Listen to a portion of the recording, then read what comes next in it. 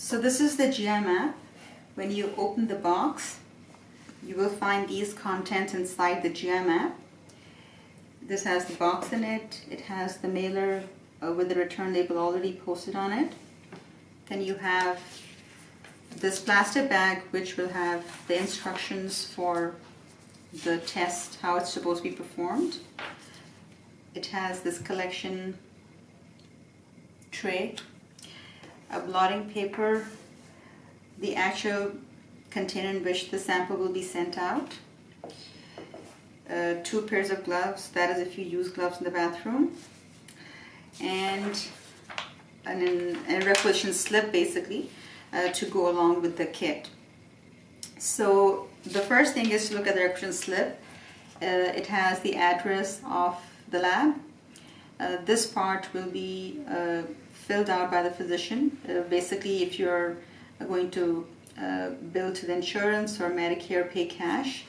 And this part is your own information where you'll be putting your name, date of birth, and your personal data. This is insurance information and the credit card or payment information. This sheet or form will not require a physician's signature because it already has the information of the practice. And this is the section where we decide which test we're going to select, and typically it's a GI map with Zonulin added onto the GI map. And over here we put the ICD-10 codes, which basically are the diagnosis codes that we put over here based upon your history and a past medical history. So this also, once it's filled out, will go inside the box. So the first thing is that at any time of the day when you are ready to have a bowel movement, you basically collect your stool sample inside it. There should be no urine spilled inside this box.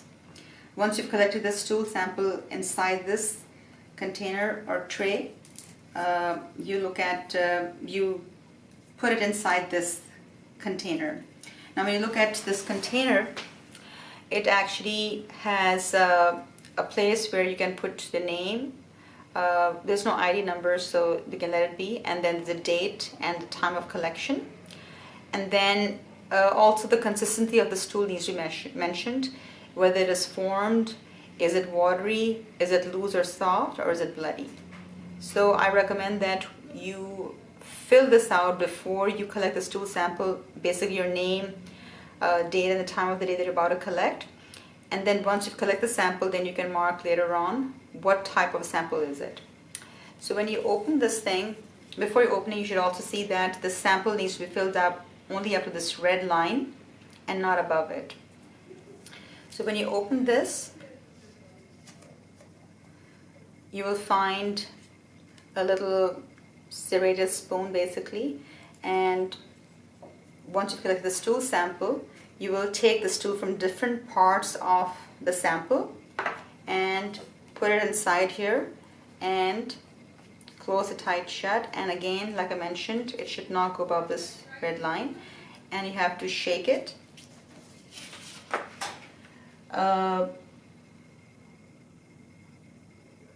for 30 seconds. And it has to be vigorously shaken.